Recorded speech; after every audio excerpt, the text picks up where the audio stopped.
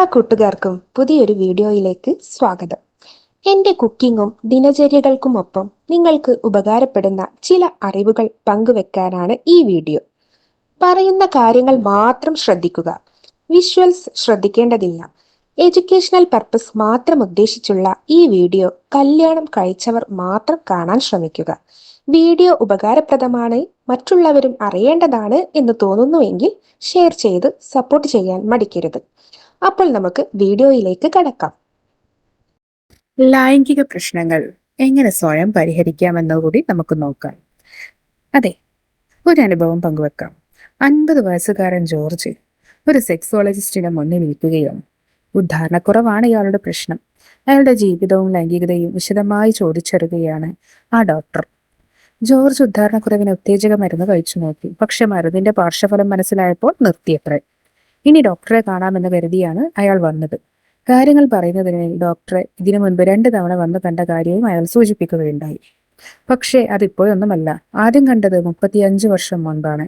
രണ്ടാമത് കണ്ടതാകട്ടെ 15 വർഷം മുൻപ്. മകൻ പഠിക്കാൻ മോശമാകുന്നു, എന്തോ മാനസിക പ്രശ്നമാണെന്ന് സംശയിച്ച് രക്ഷകർത്താക്കളാണെന്ന് ജോർജിനെ കൊണ്ടുവന്നത്. അന്ന് പ്രശ്ന കാരണം അമിതമായ സ്വയംഭോഗമായിരുന്നു. അതേ വ്യക്തി വിവാഹം കഴിഞ്ഞ് 35-ാം വയസ്സിൽ രണ്ടാമത് വന്നത് ശീഘ്രസ്ഖലനവുമായിട്ടാണ്. ഇപ്പോഴാകട്ടെ ഉദ്ധാരണക്കുറവ്. ഈ 3 തവണ പ്രത്യേക മരുന്നുകൾ കൂടാതെ പ്രശ്നത്തിന് പരിഹാരമായി 3 പ്രശ്നത്തിന്റെയും അടിസ്ഥാന കാരണം ഉത്കണ്ഠ തന്നെയായിരുന്നു. ഒപ്പം ലൈംഗികതയെക്കുറിച്ചുള്ള ചില തെറ്റിദ്ധാരണകൾ. ഇതുപോലെയുള്ള ജോർജുമാർ നമ്മുടെ കൂട്ടത്തിലേറെയാണ്. നിസ്സാര ലൈംഗിക പ്രശ്നങ്ങളുടെ പേരിൽ ജീവിതം നഷ്ടപ്പെടുത്തുന്ന സ്ത്രീകളും കുറവല്ല. ഇക്കൂട്ടരെ സഹായിക്കാൻ യോഗ്യതയും മികവുമുള്ള സെക്സോളജിസ്റ്റുകളും നാട്ടിൽ കുറവാണ്. 80% ലൈംഗിക പ്രശ്നങ്ങളും ആ വ്യക്തി മനസ്സുവെച്ചാൽ സ്വയം പരിഹരിക്കാവുന്നതേയുള്ളൂവെന്ന് ഈ രംഗത്തെ വിദഗ്ധർ തന്നെ പറയുന്നുണ്ട്. അവർ നിർദ്ദേശിക്കുന്ന ആ പ്രയോഗങ്ങളും കൂടി നമുക്കൊന്ന് മനസ്സിലാക്കാം. ഒന്നാമതായി ഉദ്ധാരണ പ്രശ്നം മാറ്റാൻ എന്തൊക്കെ ചെയ്യാമെന്ന് നോക്കാം. ലൈംഗിക പ്രശ്നങ്ങളിൽ ഒന്നാമനാണല്ലോ പുരുഷന്മാരിലെ ഉദ്ധാരണക്കുറവ്. ശാരീരികവും മാനസികവുമായ കാരണങ്ങളാൽ ഉദ്ധാരണക്കുറവ് ഉണ്ടാകാം.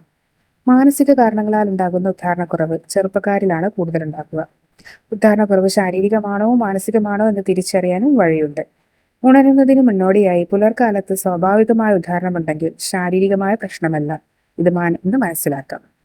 അതുപോലെ ദാമ്പത്യ ജീവിതത്തിൽ ഉദ്ധാരണക്കുറവ് അനുഭവപ്പെടുന്നവർക്കും സ്വയംഭോഗം ചെയ്യുമ്പോഴും മറ്റും ഉദ്ധാരണം വേണ്ട രീതിയിൽ ഉണ്ടെങ്കിലും ഉദ്ധാരണ തകരാറ് മാനസികമാണെന്ന് ഉറപ്പിക്കാം. ഉത്കണ്ഠ, വിഷാദം മുതൽ വ്യക്തിയുടെ ഉള്ളിലുള്ള പ്രശ്നങ്ങളും പങ്കാളിയുമായുള്ള ബന്ധത്തിലുള്ള പ്രശ്നവും ഉദ്ധാരണക്കുറവ് വരുത്താം. അവ പരിഹരിക്കണം. ലൈംഗികതയിൽ സ്വയം ആനന്ദിക്കുന്നതിന് മുൻഗണന കൊടുക്കുകയും പങ്കാളിയിലെ മാറ്റങ്ങളിൽ ശ്രദ്ധിക്കുന്നതും ആ ഉദ്ധാരണത്തെ കൂട്ടും.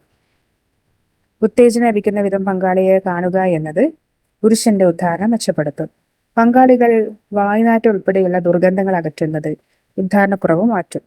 കൗമാരകാലം പോലെയല്ല, പ്രായമേറുമ്പോൾ പ്രായം ഉദ്ധാരണ രീതിയിൽ വരുത്തുന്ന മാറ്റങ്ങൾ സ്വയം ഉൾക്കൊള്ളണം. അമിതവണ്ണമുണ്ടെങ്കിൽ കുറയ്ക്കുക, പ്രമേഹം നിയന്ത്രിച്ചു നിർത്തുക, കൊളസ്ട്രോൾ കുറയ്ക്കുക, പുകവലി ഉപേക്ഷിക്കുക, മദ്യം അമിതമാകാതിരിക്കൽ എന്നിവയും ഉദ്ധാരണക്കുറവ് മാറ്റും. രണ്ടാമതായി സ്വയംഭോഗത്തെ എടുക്കുക. സ്വയംഭോഗം ഒരു തെറ്റല്ല. ആണായാലും പെണ്ണായാലും ഇതിലൂടെ സ്വന്തം ശരീര വ്യതിയാനങ്ങളും ശരീരത്തിന്റെ അസ്വാദതയും തിരിച്ചറിയുന്നവർക്ക് നന്നായി ലൈംഗിക ജീവിതം ആസ്വദിക്കാനാവുമെന്നാണ് പഠനം പറയുന്നത്. എന്നാൽ സ്വയംഭോഗത്തോട് വിധേയത്വം വരുന്നതും സമയം കിട്ടുമ്പോഴെല്ലാം അല്ലെങ്കിൽ സമയം ഉണ്ടാക്കിയും അത് ചെയ്യുന്നതും നല്ലതല്ല. എത്ര തവണയാകുന്നതാണ് അമിതം എന്ന് കൃത്യമായി പറയാനാകില്ല. അത് സാഹചര്യങ്ങൾക്കനുസരണമാണ്. എങ്കിലും ദിവസവും ഒന്നിലധികം തവണയായാൽ അത് അമിതമാണ്. പങ്കാളി ഉള്ളപ്പോഴും ബന്ധപ്പെടാതെ സ്വയംഭോഗം ചെയ്താൽ അതും അമിതമാണ്. വായന, സംഗീതം, സ്പോർട്സ് ഉൾപ്പെടെ ഇഷ്ടപ്പെട്ട ഒന്നിൽ സ്വയം സമർപ്പിക്കാൻ ശ്രമിച്ചാൽ ഈ മനോഭാവം മാറ്റാം. തനിച്ചിരിക്കുന്ന സാഹചര്യങ്ങൾ ഒഴിവാക്കുകയും സുഹൃത്തുക്കളോടൊപ്പമോ നാട്ടുകാർക്കൊപ്പമോ ഒക്കെ പൊതുകാര്യങ്ങളിൽ വ്യാപ്തനാകുകയും ചെയ്യുന്നത് നല്ലതാണ്. ക്ഷീണവും ആലസ്യവും ഉണ്ടാക്കുന്ന അമിത ഭക്ഷണവും കൊഴുപ്പും മധുരമേറിയ ഭക്ഷണവും ഒഴിവാക്കുന്നതും നല്ലതാണ്. കമ്പ്യൂട്ടർ, മൊബൈൽ തുടങ്ങിയവയിൽ ശേഖരിച്ചിട്ടുള്ള അശ്ലീല വീഡിയോകളും മറ്റും മായ്ച്ചു കളയുക. അശ്ലീല സൈറ്റുകളും ബ്ലോക്ക് ചെയ്യുക. സ്വയംഭോഗം ചെയ്തു പോയാൽ കുറ്റബോധം തോന്നുന്നതും സ്വയം ശിക്ഷിക്കുന്നതുമായ രീതികളും വേണ്ട. നിയന്ത്രണ നഷ്ടമായി തോന്നിയാൽ കുറച്ച് ദിവസം പൂർണ്ണമായും ഒഴിവാക്കി നോക്കുന്നതും സ്വയം നിയന്ത്രണം ബോധ്യം വരാൻ നല്ലതാണ്. ഇതുപോലെ മറ്റു പ്രശ്നങ്ങളുമായി മറ്റൊരു വീഡിയോയിലൂടെ വീണ്ടും കാണാം. അതുവരേക്കും ബൈ.